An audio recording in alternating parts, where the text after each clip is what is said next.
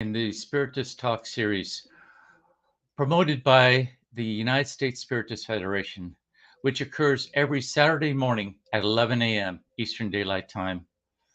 I am again delighted to host today's talk by our dear speaker, Julio Carvalho, who will be presenting an intriguing and important theme in our lives, the usefulness of wealth.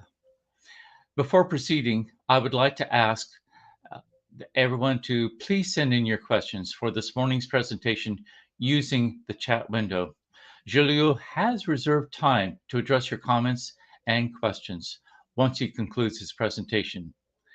Next Saturday, August 20th, we will have Marcio Lee speaking with us about a world of fraternity.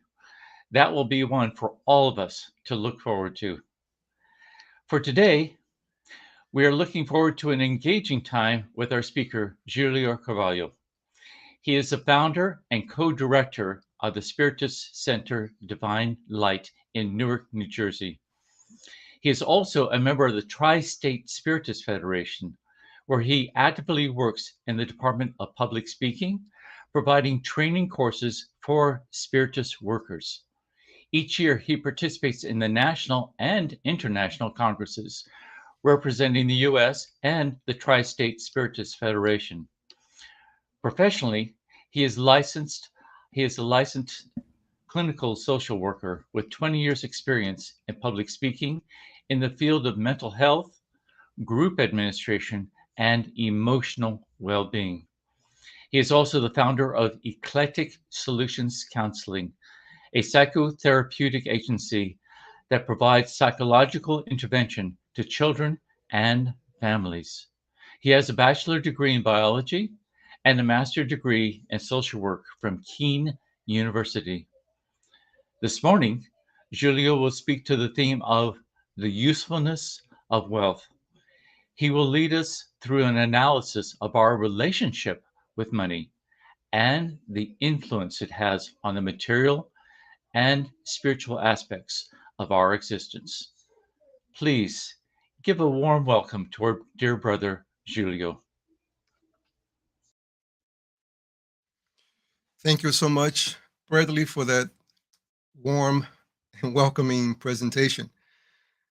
I wish that everyone, upon listening to our few words, are better equipped to overcome the challenges of life. Our title, as requested by our federation, is The Usefulness of Wealth.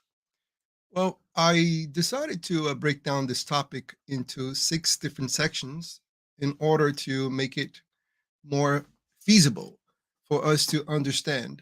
Although it's not intended to be a comprehensive conversation about this topic, just because it's so broad, it's so extensive, we're going to try to summarize the most important points in order for us to have at least a superficial understanding of this very important topic: money, wealth, riches into our lives. So I designed here a little PowerPoint so we can follow my train of thought. And we're going to break down into perception that we have of money, ambition as a natural law, the providential usefulness of riches, competing economic systems, trials of poverty and wealth, and examples of wealth individuals who promoted progress. Let's begin by the perception that we have of money. And what is perception is how we see it and how important it is our perception of anything. Well, that's because the way we see things, it actually shapes the way we feel about it and the way we actually going to act upon it. And as a result of seeing, feeling, and acting upon it, we'll actually develop habits that will actually create our destiny. So perception is very important to everything. So what is the perception that we have of money? Well, our perception of money was given to us by our upbringing, by those who were around us. And these are just some of the perceptions that we have. When we look at people who are very wealthy, we say that they are filthy rich. Now, the word filthy is associated with something that it's dirty, that it's illegal. We also have heard that, especially in the Spiritist literature, if someone is not well versed in the Spiritist literature, if they have a superficial understanding or they have a misinterpretation of what they're reading, they believe that for you to be spiritually evolved, you need to be poor, and that if you are rich, you are spiritually degraded. Is that so? Well, money is the root of all evil. Now, have you ever heard of that before? Of course, we have. It's a common belief that um, evil on earth happens because of riches. Another sentence that we hear that the rich get richer and the poor get poorer. So you have an impression that as few get rich, the majority of us get poor. Is that true? That's what we're going to analyze. Rich people are greedy. Are they? Are all rich people greedy? Rich people are criminals.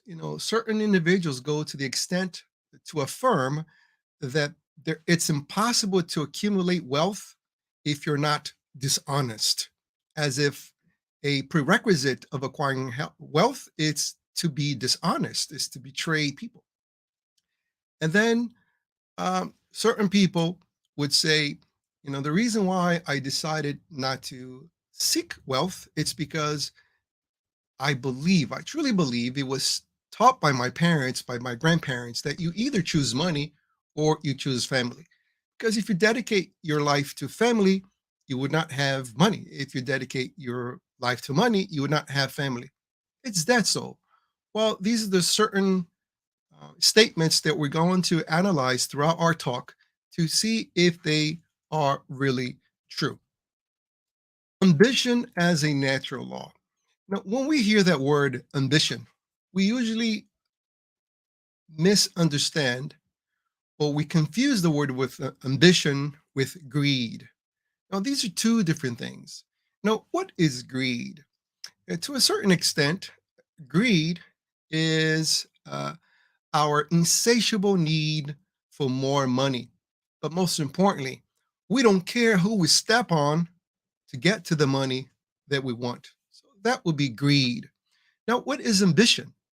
Ambition is a natural need to better ourselves. Now, I try not to use words lightly, and the word natural here has a very specific purpose. And what is that purpose? In the Spirit's book, in the question 676, we find the following question: why has labor been imposed on humankind? In other words, we don't have an option here. We must work, we must labor. And this is the answer we get from the highly evolved spirits.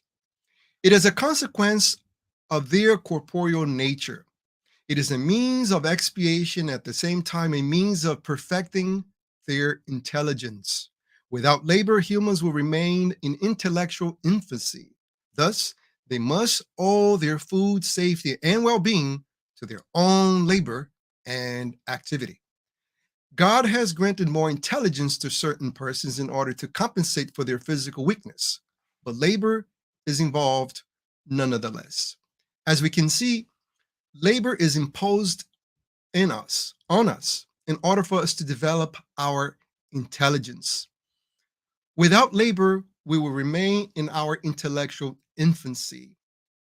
So, this is why we have ambition, a natural need to improve our condition, to improve our well-being. Now, when paleoanthropologists they study our evolution, usually what we hear is that we used to live in trees and we used to live in caves and we were nomads. The whole purpose was just to um, make sure we had some roof over our head and we were protected from animals. But most importantly, we had to get to our food. And that created us all these sorts of, that created for us all these sorts of needs, including the need to be moving from one place to another. That's what nomad means. We had no permanent residence. Now think for a moment, living in a cave, how uncomfortable that is, or living on a tree. Now, this is the age before foams. This is the age before beds and pillows and everything that makes our modern life comfortable. Now, how uncomfortable was to live in a cave? Now, let's say that we actually had food delivered to the caves, or we had food delivered to the trees. Have we have we ever had the need to actually come out of the cave if food was delivered to the cave or if food was delivered to the tree? I- We'll probably get so comfortable that we never leave the cave or the tree. Hence, because nothing was made easy and we actually had to come out of the cave, and being at the cave was so uncomfortable, that were the condition, that's the environmental condition that we needed to develop our intellect, our intelligence, our ability to rationalize and make things better for us. And as a result, we came out of the caves and we had to go and find food. And by having an effort to find food and hunt, we developed communication in order to get more help to kill an animal, for example. But just think for a moment how tiresome it was for us just to keep moving from one place to another. And this happened for approximately 190,000 years in a period called Paleolithic Age, the age of the stone, in which we're able to use stones in order to hunt. Then we came to the Neolithic Age, approximately 15,000 years, when we finally discovered agriculture. Now, this was one of the most important inventions of all times, agriculture, because now we're able to settle in one place. There was no need for us to keep moving from one place to another. Now, obviously, for agriculture to happen, we must have water. And this is why the most important civilizations, all civilizations, were born near rivers. We have the China civilization that was born near Yangtze. We had the Egyptian civilization that was born beside the Nile River, because by controlling water, we can control agriculture, we can form a type of government, of economic system, and all this because we have a personal, a natural need to improve ourselves. And that's what we call ambition. So there is nothing wrong with ambition. If you feel the need to improve yourself, if you feel the need to buy something to make your life more comfortable, that is a natural need, a need imposed by nature in order to make ourselves feel comfortable. And when you look around, all living beings find a need to attend to this necessity. When you look at a dog, for example, uh, what do dogs do? Well, they try to sleep in the most comfortable position. If they have hard wood floors and they have a carpet nearby, they have a tendency to go to the carpet. And why? Because that makes him or her more comfortable. So this need to change our environment is a natural need that we have to attend to. In the book Christian Agenda, there is this very nice story.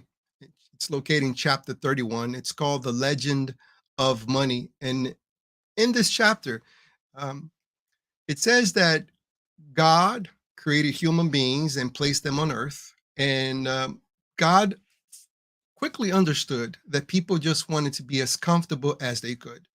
So they were sleeping too much, they were getting lazy, they were not transforming the planet, because one of the missions that we have is to transform our planet to make it more habitable for all of us. But they were not doing that.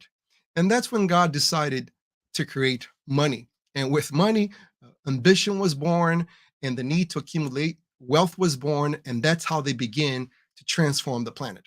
Obviously, this is just a legend. This is not the way it actually occurred, but it's a symbolic story to let us know that we have a need to better our physical condition.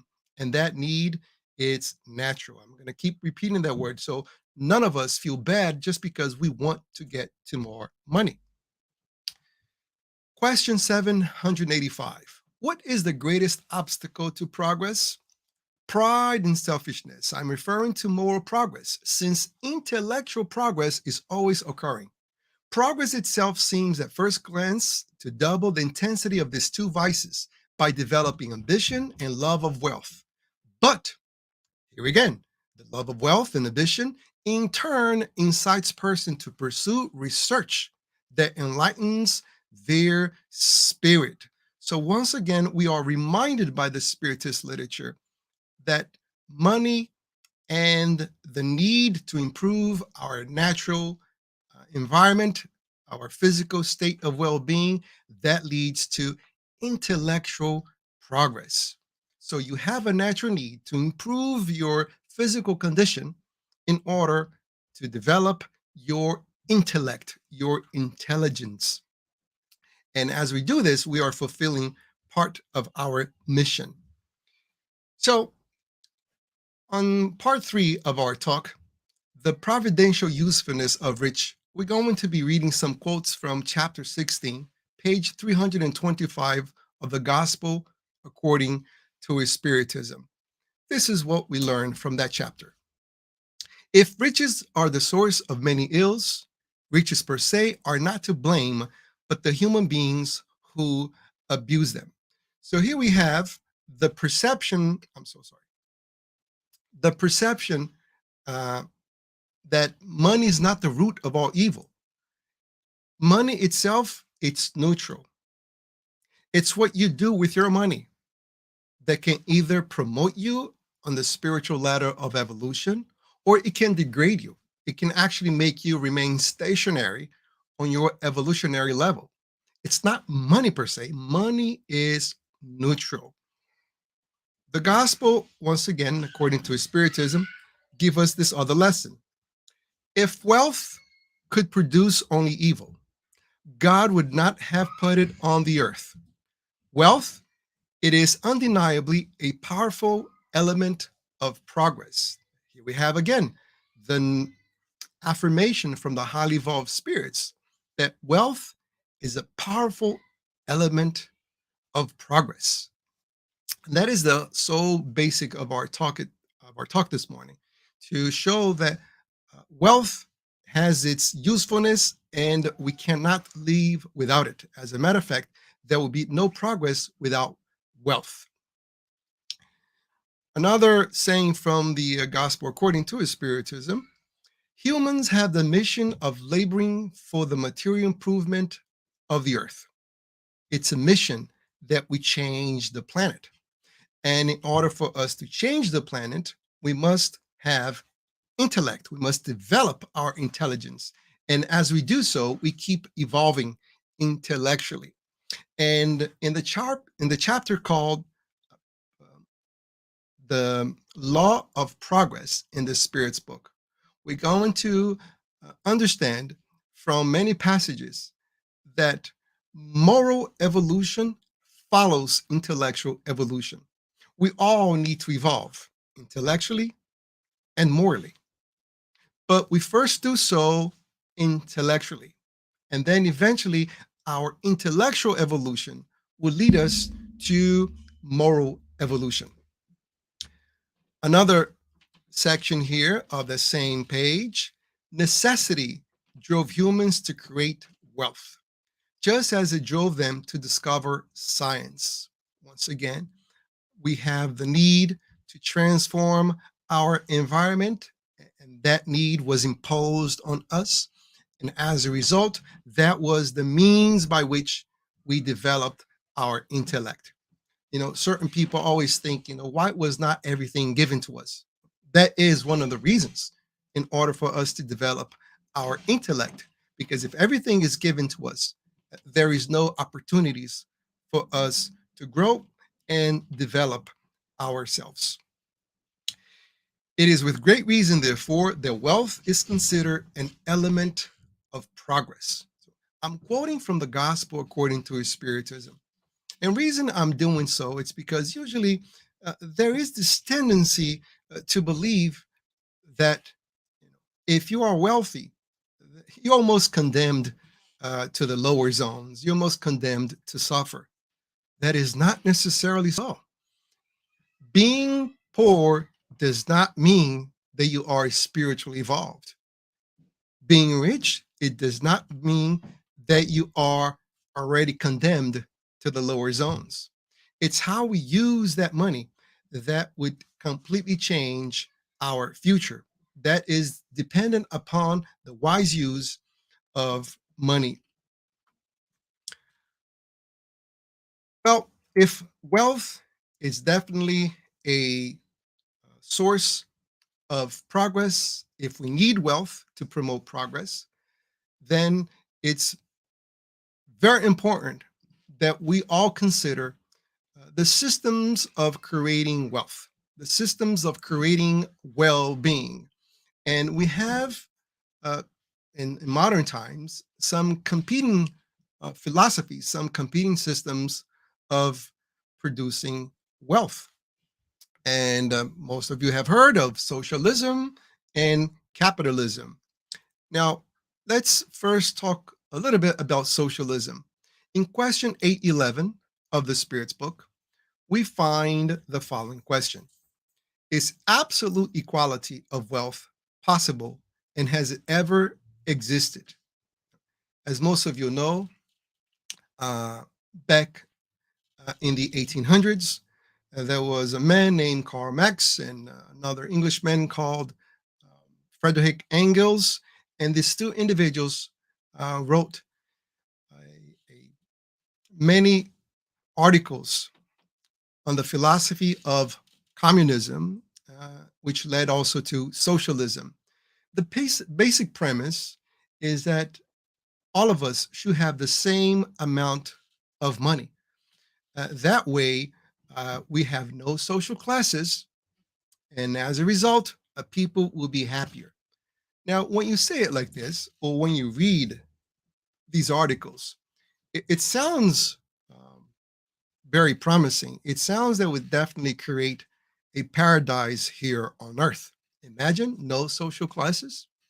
But whenever this philosophy was put into practice, it always have failed. Now, this is not my personal opinion.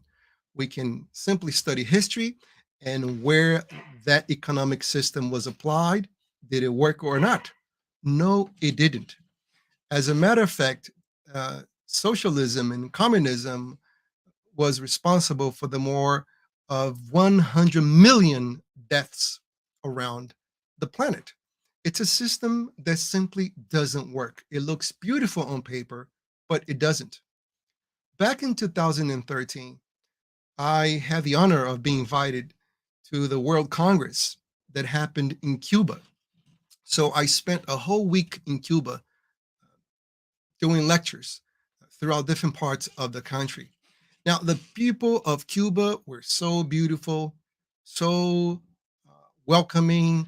We really felt their presence, their reception. But the country itself, the infrastructure was a disaster. I actually went to a spiritus center that the bathroom was simply a hole on the ground. No faucets of any kind, and no running water. And here we were, all hugging and kissing one another. Obviously, we did so, but no infrastructure of any kind.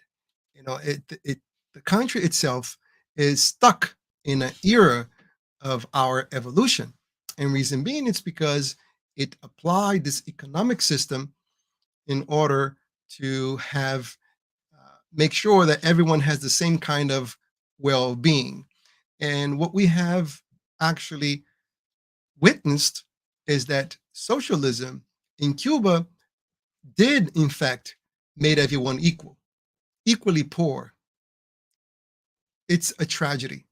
Then on the same year, I went to Venezuela. Maybe some of you are not aware of this, but Venezuela is the richest country on the planet in oil reserves. And I have a good friend of mine in Venezuela who is heading the Spiritist movement over there. And he tells me that there are no dogs on the streets. And why? Because people are eating dogs. No food. It's a lack of just about everything. So this philosophy sounds beautiful on paper, but it definitely creates chaos. It creates poverty, and that's the only way it can all make everyone all equal. So, what does the Spiritist philosophy has to say about the idea of making us all equal? Well, it is. Allan Kardec had the brilliance of asking this question, although Karl Marx's work was published just a few years ago, before the publication of the Spirit's book. Question 811: is absolute equality of wealth possible, and has it ever existed? And here, what the highly evolved spirits, those who are in charge of making sure that this planet keeps evolving in the ladder of progress, this is what they say. No, it is not possible. The diversity of faculties and characters oppose this equality of wealth. 811, question 811a. Nevertheless, asks Allan Kardec again, there are those who believe it to be the remedy for all social ills. What do you think of that? So, for those who believe that socialism or communism is the right thing for society, it's because they think that by applying communism and socialism, all ills of society will be resolved. And what do they say about this? Either these people are framers of theory or they are ambitious and envious. And what is to be envy? To be envy is when you are unhappy because of other people's successes. They do not understand that equality will be quickly broken by the very force of things. Fight selfishness, for that is your social plague. Do not run after chimeras. So the highly evolved spirits, they go to the extent by affirming that socialism, communism is a chimera, is an utopia, is an illusion that is not possible to be applicable to our social lives. In page 326, Gospel According to Spiritism, we have the question again. Why are all humans not equally wealthy? Why are we all equally wealthy? Look at this very important, straightforward question. And the spirits give us a brilliant answer. They are not equally wealthy for one simple reason. They are not equally intelligent. People are not equally active and industrious enough to acquire wealth. People are not equally moderate or foresightful enough to preserve it. That's it. For the highly evolved spirits, those who are in charge of the evolution of this planet, it's very clear that the system of economics does not work. And why we insist on this point? For the simple fact that those who are engaged in some sort of religious activity, they have a tendency to opt for this kind of economic system because it sounds so beautiful when you read it, but in practicality, it simply does not work. So, in a nutshell, what is socialism? Well, socialism, since everyone should have everything on equal amounts, it removes competition. By removing competition, then you remove people's ambition to progress. For example, let's say in a classroom setting, a teacher gives a whole month of theory, and at the end of that month, he says, I'm going to give you an exam. And the teacher says, no matter how hard some of you study, no matter how less time some of you dedicate to studying, at the end of the exam, you're all going to get the same grade. Well, think for a moment. If you are a student in that class and you are for certain aware that you will get the same grade, why studying bother to begin with? Why bother to study to begin with? And what will be the outcome of this philosophy applied in the school setting? If we're all going to get the same grades, there is no point of studying. Therefore, there will be no improvement in knowledge gaining. There will be no point of research. There will be no motive to develop ourselves intellectually, because at the end of the year, we all get the same grade. In socialism, there are no social classes. This is where it sounds so beautiful, yet in practicality, it does not work. Everybody should have the same. That's what we learn in socialism. And what happens? Everybody becomes poor. For those of us who have read the André Louis collection, this is a collection of books that tells us about the spiritual plane. We have an idea by André Louis' accounts of how the spiritual world is structured. And we learn many things from the get-go. And if we apply our glasses of economic philosophy to interpret what we're reading, one of the first messages that we get is that in the spiritual world, people are not treated the same. People in the spiritual world are treated according to their deeds. For those who have applied themselves in this physical plane, when they disincarnate, when they leave their body, they are well received. They go to places that are very comfortable for them, physically and spiritually speaking, and at the same time, very welcoming. For those who have failed in their mission to better themselves and allowed greed and selfishness to be the source of all their motives, of all their actions, they have produced a lot of pain. And as a result, where do they go to? They go to the lower zones. So these people are not treated the same. They are treated according to their deeds. And are there classes in the spiritual plane? You sure bet that there it is. There are different classes in the spiritual plane. People who are more highly evolved, people who are less evolved, people who are in need of moral progress in different scales of evolution. There are classes everywhere. However, in the spiritual plane, what makes you belong to this or that particular class, it's not necessarily the amount of money that you have, but the moral actions that you have stored in your soul. So this is why it's very profitable for you on a spiritual level and also on a physical level, for you to help others, for you to promote progress, because that guarantees your spiritual wealth. And it's very unwise for anyone to allow selfishness and greed to be the sole motive of their actions, because that results in a lot of pain in the physical plane.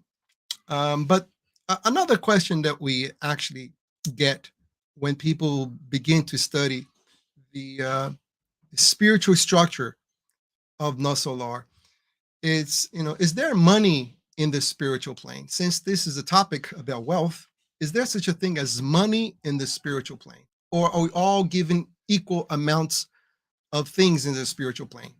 Well, first of all, we are not given equal amounts of things in the spiritual plane. Those who worked hard here deserve more. Those who didn't, they go to the lower zones. And in the lower zones, they are not there to be punished. They are there because, unfortunately, they have chosen the path of pain to awaken to their spiritual reality. They refuse to listen to love, and the lower zone has the purpose of causing people to reap the bad fruits of their own sowing, not with intent of punishment, but with an educational purpose. So in the spiritual plane, people are not given equal things. And do people work in the spiritual plane? You bet they do. They work very hard. And with that work, at the end of the month or the end of the week, of course, they're not paid in dollars, they are not paid in euros, they are paid with bonus hours.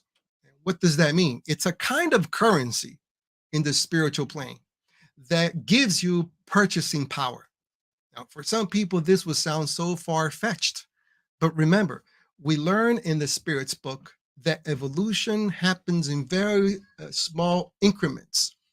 It's not a quantum leap, but rather small increments of evolution. And as a result, the sphere that is closest to our physical sphere, it has the social structure that we have here. It resembles very much our social structure because our personal evolution cannot have these quantum leaps. Everything happens very gradually. So in the spiritual plane that is closest to our physical sphere, our social structure is very like us, and as a result, we have money, we have currency. Once again, it's not euro, it's not dollars, but it's bonus hours. It's the amount you get paid, it's the currency that you get paid with after you have delivered a certain amount of work in the spiritual plane. For those of you who have watched the No Solar movie, you remember that there's this lady who goes to the minister Genesius in order to ask to see her family, which is a legitimate need. She wanted to see her family. She missed them. And Minister Genesis, he asks her, how much work have you done here? And this lady, because of her laziness, because of her social upbringing, people did not encourage her to work at the Nosolar spiritual colony. She didn't work either. She was offered many job opportunities, but she always had an excuse not to work. As a result, the minister denied her the visit to see her family. Now, was he being evil by denying her to see her family? No. The reason why he denied it's because one, she did not merit, she did not deserve. And because she did not work, she was not prepared to actually help her family. You see, work gives us maturity. It develops our intellect and eventually develops our morality. And if she saw her family in those conditions, without knowledge, without moral development, without having emotional balance to actually assist them, her visit to her family would do more harm than good.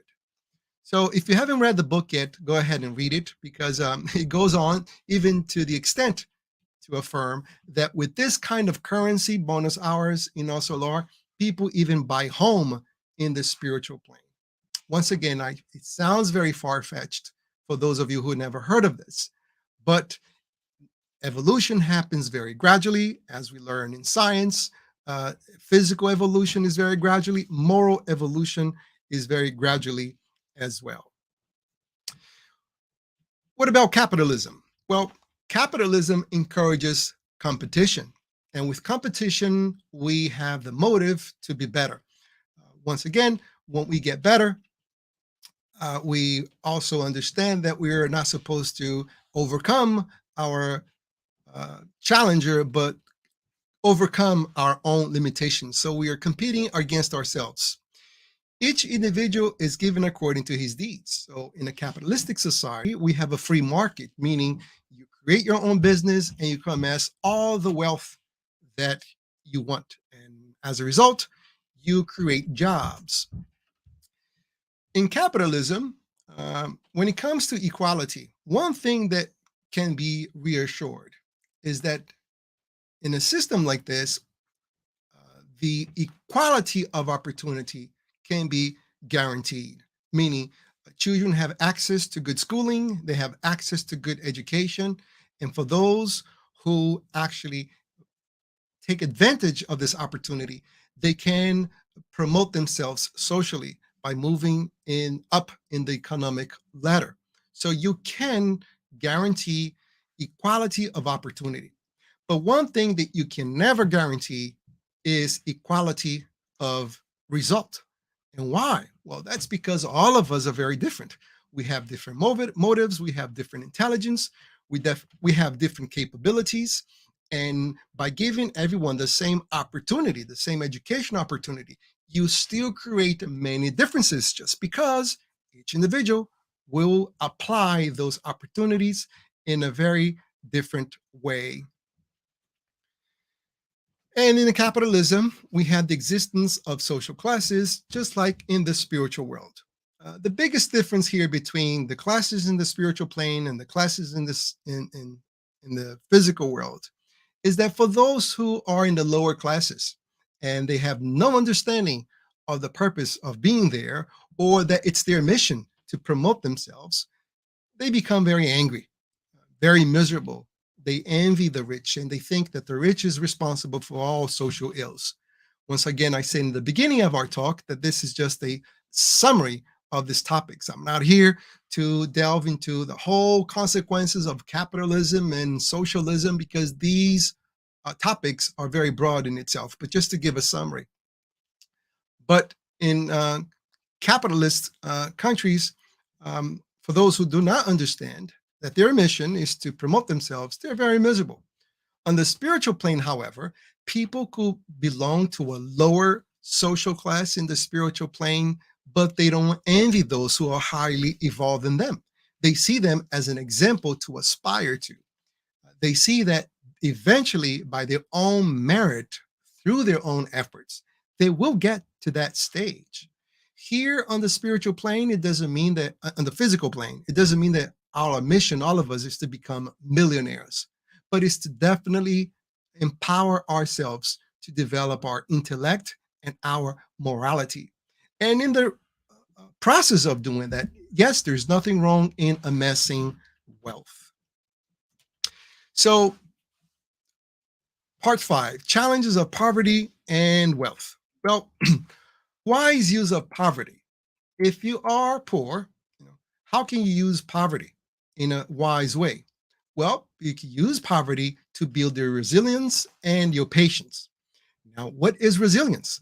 Resilience, it's our ability to withstand blows and yet we remain standing. That's resilience. And poverty has the conditions that we need to build resilience, which is a moral virtue. It's something that we need to practice, just like any other muscles in our body. In order to get stronger, in order to develop, we need to put into practice. And poverty gives us the opportunity to develop resilience and to strengthen, and also patience. What is patience? Patience, it's our ability to remain calm despite our surroundings. And I can only develop patience in that kind of condition. I cannot develop patience by going up in a mountain and meditating all the time because the mountain itself is very peaceful. It's amongst the troubled ones. It's within the hardships and difficulties of life that I will develop patience. But we should not misinterpret this by thinking that if you're poor, you're supposed to remain poor because now you need to develop resilience and patience. That's not the case at all. Resilience means that we're doing everything in our power to change our circumstances. And if they don't, we are not miserable for that because we understand that there is a spiritual purpose behind it. Same thing with patience. To be patient, it's not to lie down and say to yourself, I'm going to be peace because I remain poor forever because it's my destiny. Not at all. You're doing everything in your power to improve yourself. You're going back to school. You're getting yourself an education. You are doing anything within your reach to change your well-being, your physical surroundings. Yet, if it doesn't happen at the speed that you want to, or if it doesn't happen at all, you're not miserable because of this, because you understand that the earth is a school and you are enrolled in a particular class which you must get good grades on. Now, what would be the poor use of poverty? Well, if I'm poor and here I am complaining all the time, I am miserable all the time, does that mean when I disincarnate, when I die, I will go to a very beautiful spiritual colony because I was poor? Not at all. I have failed the class of being poor. I need to do anything within my reach to develop resilience and patience. So if I am poor and I'm complaining all the time, obviously I am failing as being in a poor class. Now, what's the poor use of wealth? Well, to attend to exclusively to selfish needs. If I have wealth and I'm using all that money just to attend to my needs, I don't think of anyone else.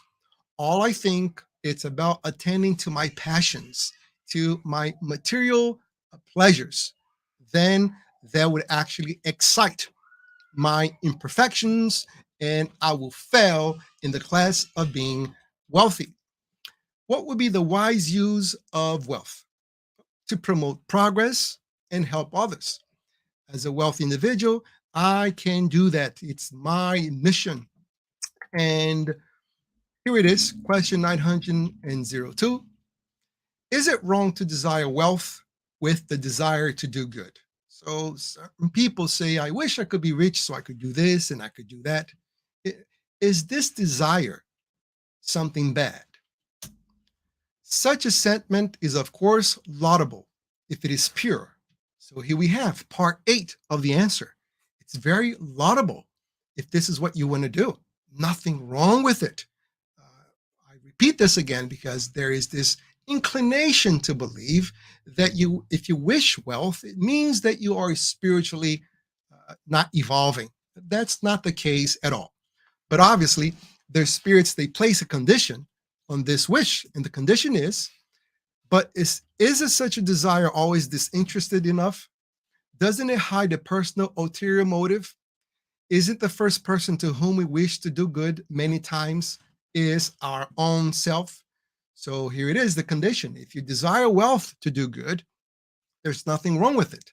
But they're asking us to analyze ourselves in order for us to truly be honest and say, do I want this because I want to promote progress? Or do I want this because I want to attend to my um, passions, to my physical need? And here are some examples of people who are very wealthy and they produced progress. Now, who is this man? This is Westinghouse, a very rich individual. And Westinghouse, he is the one who actually helped this brilliant individual here. His name is Nikola Tesla. It's a very interesting story about Nikola Tesla. When Albert Einstein, he won the Nobel Prize in physics for relativity, he was asked, how does it feel to be the smartest person on the planet? And Albert Einstein replied, well, go ahead and ask Nikola Tesla. That's how smart this man was. This man was a missionary of evolution.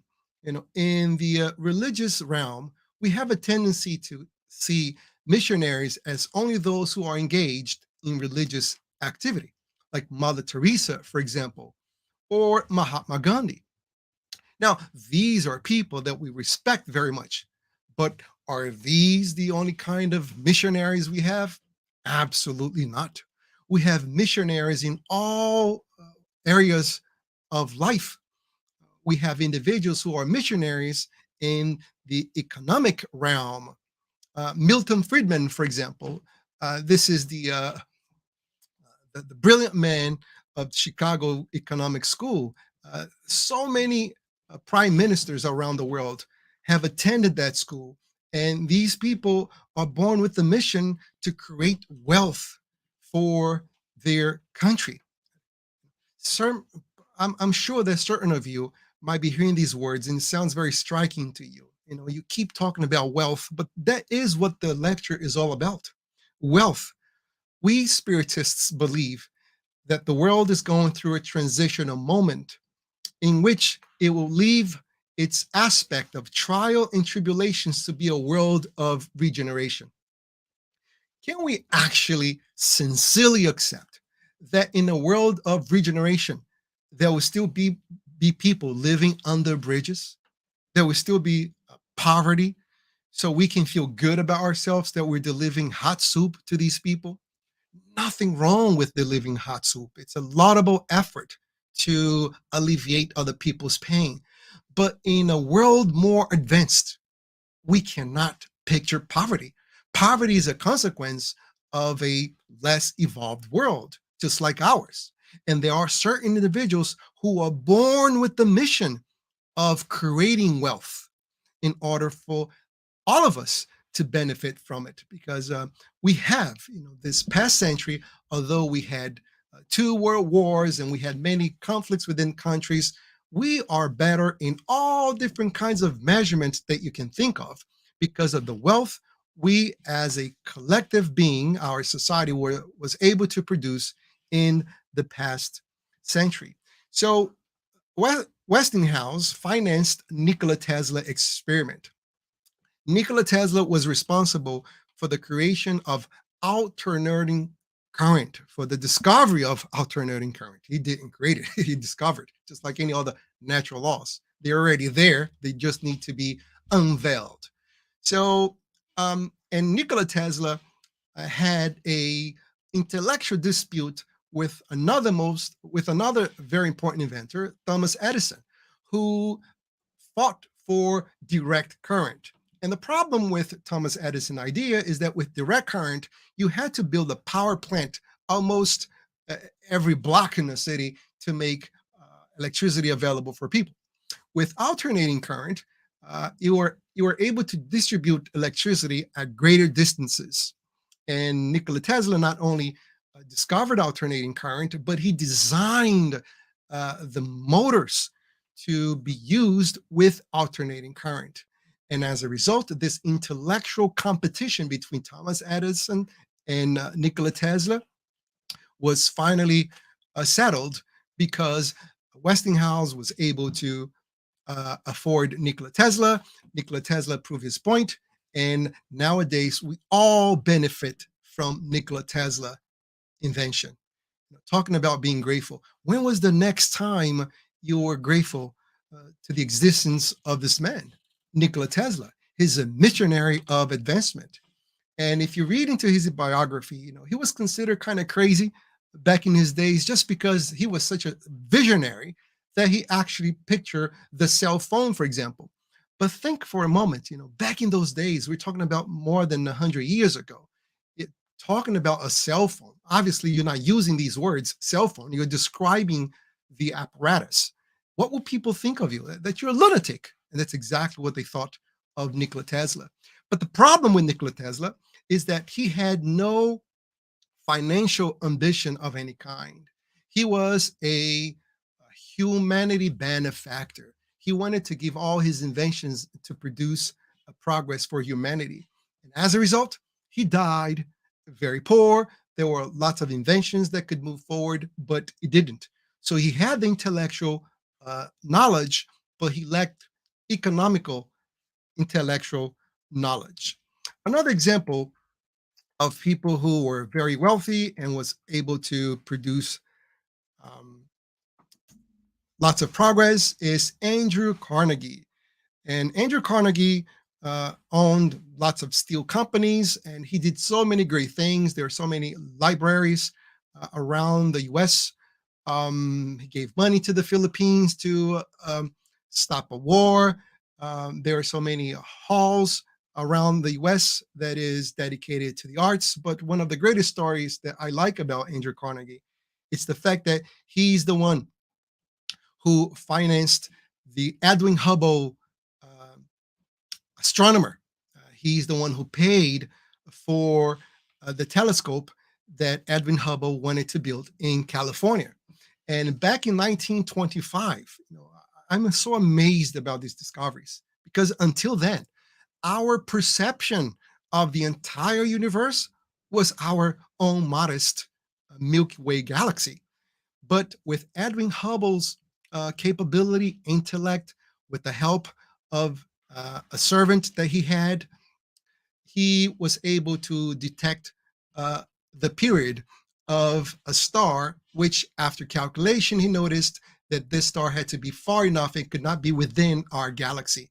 And in just a matter of a couple of hours of studying and looking at this telescope that was afforded by Andrew Carnegie, our perception of the universe changed just like that, because that star actually belonged to a different galaxy. And now we have the James Webb Telescope, who are taking beautiful pictures of the universe. And that telescope costed $10 billion. And I'm sure there were many taxpayers involved in this, but also many private funding, private charities that was able to make the James Webb Telescope possible. And then you might ask, what's the point of discovering other galaxies? Well, we are learning about the supreme intelligence of the universe. And if you have a complex of inferiority, that should make you feel very special, because everything that you see in the universe belongs to you. And then you might ask yourself, why in the world then I don't have these things? Well, that's because if you're not able even to manage your personal life, how can you manage all the things? First, we manage our lives. Then we're able to manage the lives of all the people. That's our guardian angel. And then we know there are those individuals who are responsible for cities. These are our guardian angels in a higher level. And then we have those who are able to actually manage a whole country. And these are spiritual guides who are responsible for an entire nation. And then we have individuals who are responsible for planets. And that's how we spiritists see Christ. Christ is the co-creator of planet Earth, because he managed to get to that level of spiritual evolution to actually co-create a planet. Co-create means creating with the supreme intelligence, because everything in the universe, it's in raw material. And as you develop your intellect, you're able to change the raw material for something useful. So we human beings, we create things for our everyday lives. Those who are superiorly spiritually, they create worlds and so forth. So seeing these pictures, that's what we're seeing, the power of creation of God. And that should make you very special. But if you have a superiority complex, then it should humble yourself. Because if you think you're very important because of your position, because of your power, because of your wealth, what that is in comparison with everything that we see from the James Webb Telescope. And last, and definitely not least, the last individual I would like to mention is Elon Musk. And who's Elon Musk? The founder of PayPal, the founder of Tesla, the founder of SpaceX. This is the richest man on the planet at the moment. And Elon Musk, who coincidentally coined the name of his car, Tesla, has what Tesla did not, Nikola Tesla did not, and that is economic knowledge. For those who are not aware, you think that Elon Musk has a degree only in technology of some sort. He has a degree in physics, but also he has a degree in economics. And this is what he was able to use his intellect to amass wealth. And what is he doing with his wealth? He's creating different companies. He's promoting progress. He has the Starlink, which has the intention to connect the entire planet. He has another company called the Neuralink, which is destined to help people with spine injuries walk again and do all sorts of things. So this is a man of progress. Elon Musk actually employs approximately 110,000 individuals. Just imagine the amount of good one person can do by amassing this wealth and promoting progress, because more than 110,000 lives depends on the brilliance, the intellect of this man. So what should you do if you don't have the kind of wealth that Nikola Tesla does? I'm sorry, that Elon Musk does. Well, we can all do our part in promoting wealth. For example, the next time you go into a restaurant, don't think that you're going there and that you're paying for your food. You can actually think as the owner of the restaurant as being a benefactor. And this man is helping 50 people. There's a local diner I go to, and that local diner has approximately 50 employees. So when you sit down to eat and they give you food, think of it that you are actually giving the money to the owner in order for the owner to help 50 other individuals feel good about themselves, because they are acquiring self-dignity through their work. You're not giving them just money on the street, and that could be very humiliating. But you are helping the owner of the restaurant produce dignity in all these people by them acquiring their own money, their own means of survival. And in return of gratitude, the owner is giving you a plate of food. You can do anything you can to develop your intellect so you can use your wealth in order to promote your well-being, and most importantly, the well-being of others. And that way you can be very rich and at the same time spiritually evolved, so you can be well received in the spiritual plane and continue your evolution with great abundance. Thank you for your attention.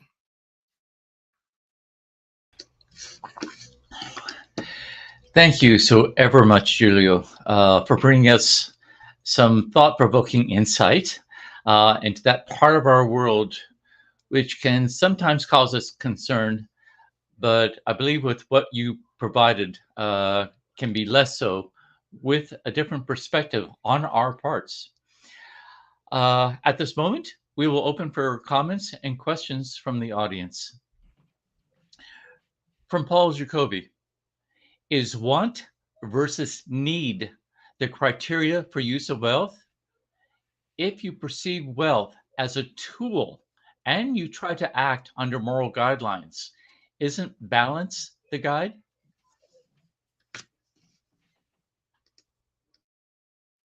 Well, the thing is that want can actually be absolute.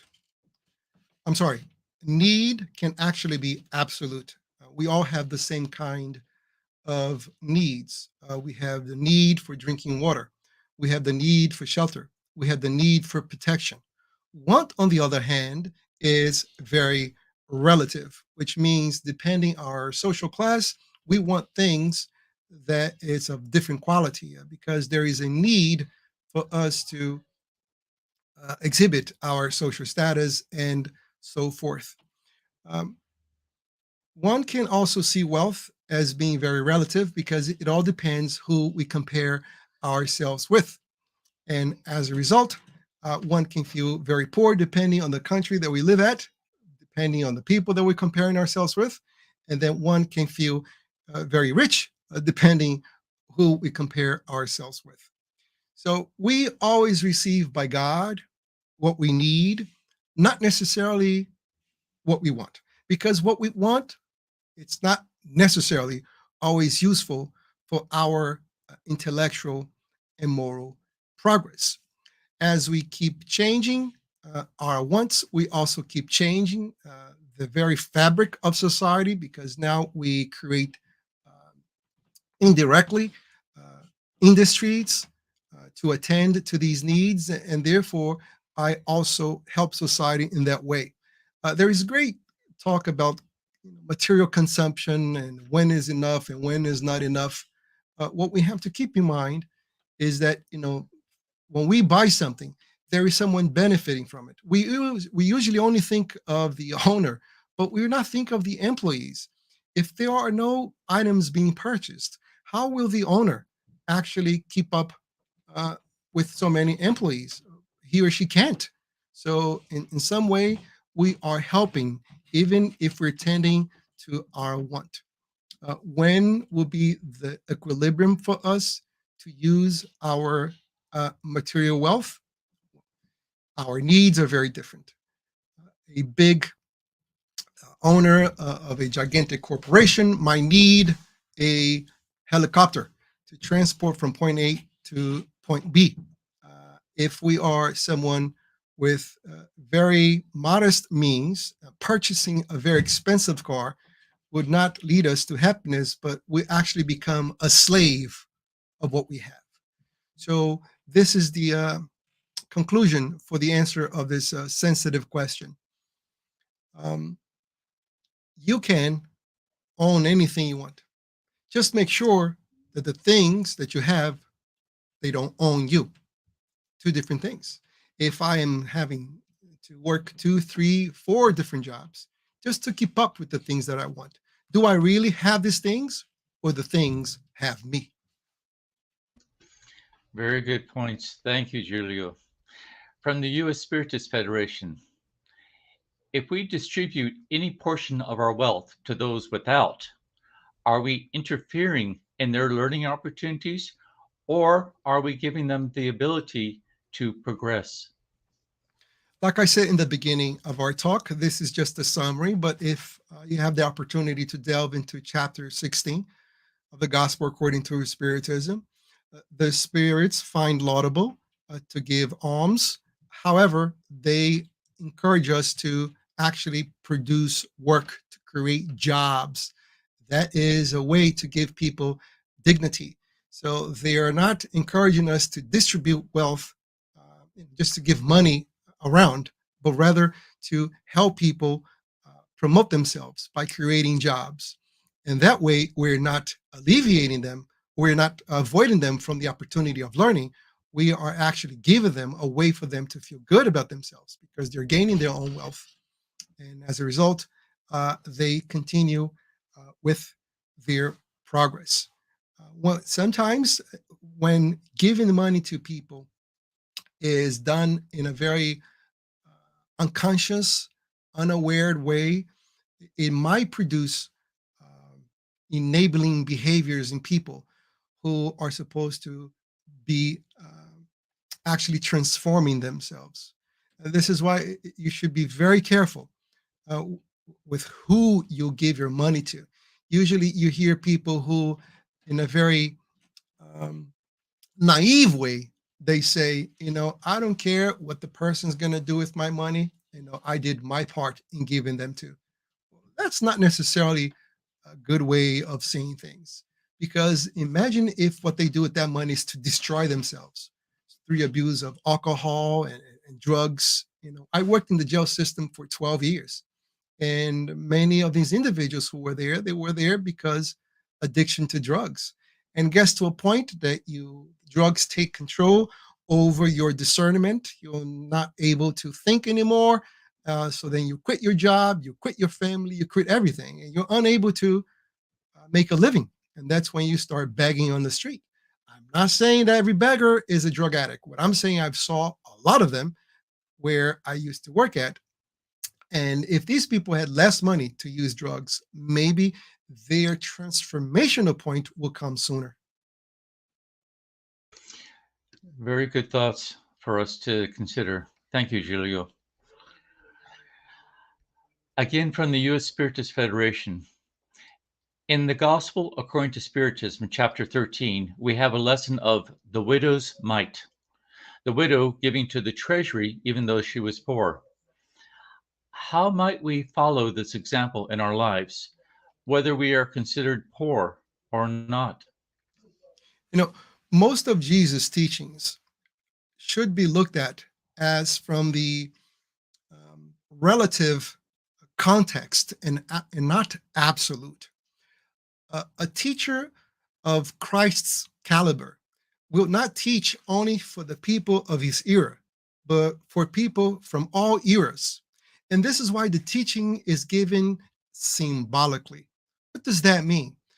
A symbol is something that needs to be decoded. So a symbol is in a code form, and a decoder would actually break down that symbol in order to understand its messages.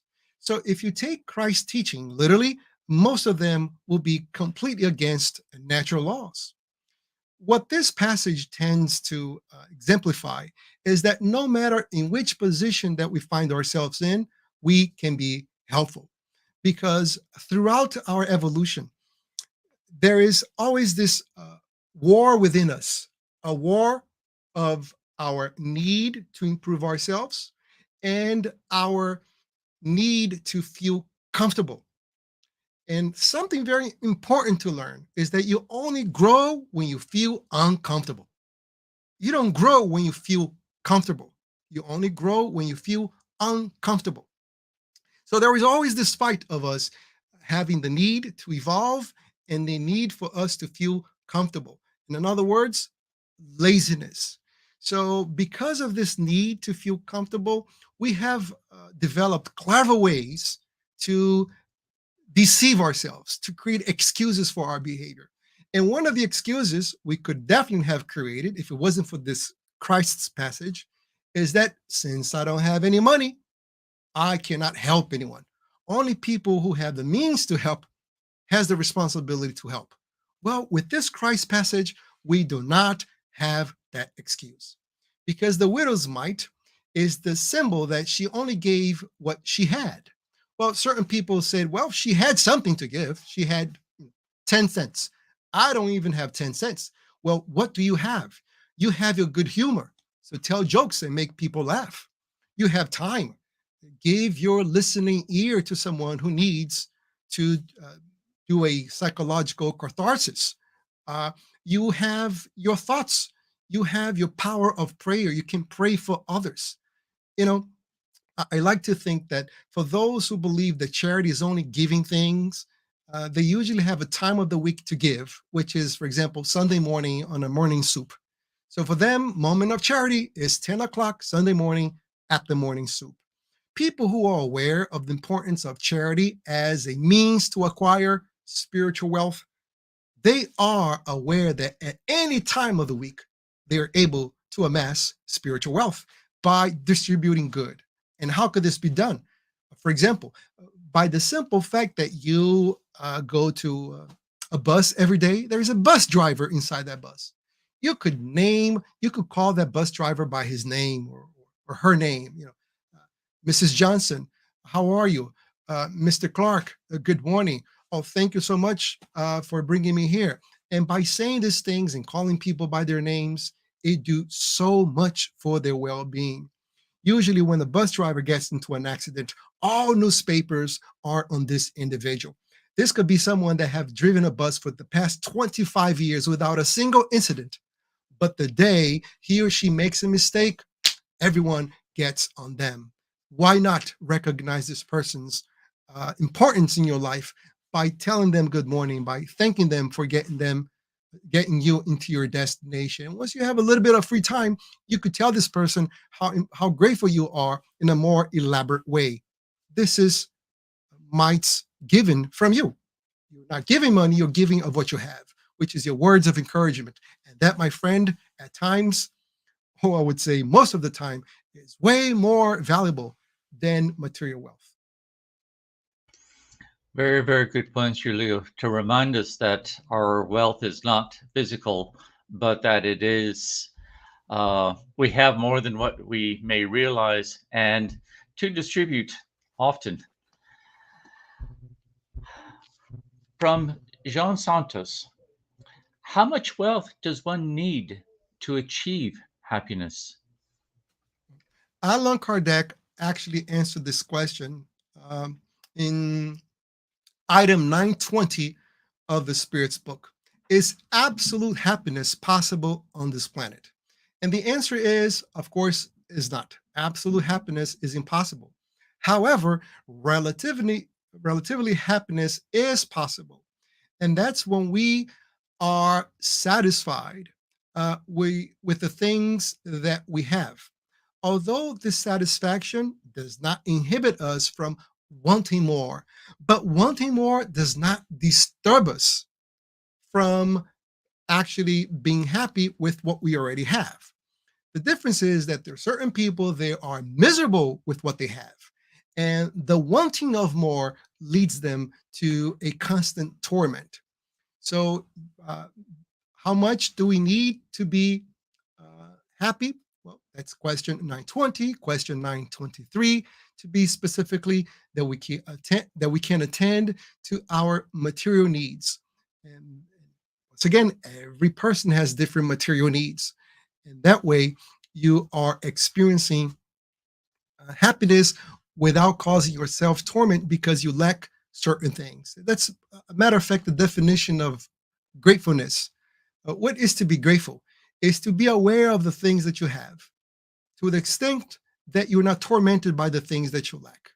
Ungrateful people, on the other hand, they're so focused in what they lack that they don't enjoy the things that they have. They're not even aware they exist. In these dynamics of being poor and being rich and being happy, we must be very careful not to allow envy and jealousy to actually change our perception of things. Once again, we have very clever ways of deceiving ourselves of these reality. So sometimes you go into an airplane, and most of airplanes they have that section for the first classes, and you look around these people holding their champagne glass. And what is the thought that comes into people's mind? Well, if the airplane falls, they will fall too. What is that a sign of? Sign of envy. Why have that thought? Maybe because you wish to be sitting there as well, and you don't have the financial means to it. You know, if you want to amass material wealth, if you want to promote yourself, one of the very key important things to do is to be happy for other people's happiness, and not to be miserable for other people's happiness. That's very important for us to grow financially and spiritually. It's a very good thought about not tormenting ourselves for what we don't have, but appreciate what we do have, and which will lead us to a more peaceful life. So we have the another question from the United States Spiritist Federation. How might we build our spiritual wealth in our daily lives? Can we ever be too rich in spiritual wealth? No, we can't be too rich. There is more. There's always more to grow spiritually, and we can build our spiritual wealth by applying what we learn in the Spiritist philosophy, or any philosophy for that matter, that help us to grow intellectually and morally. And what is the law? The law is very simple. We have many, many books that gives us details of this law and how to apply it. But Christ, the co-creator of this planet, summarized in one sentence: love God beyond all things and your neighbor like we love ourselves. Well, I want the best for me, therefore let me do the best for my neighbors, and in the process of doing that, I am loving God.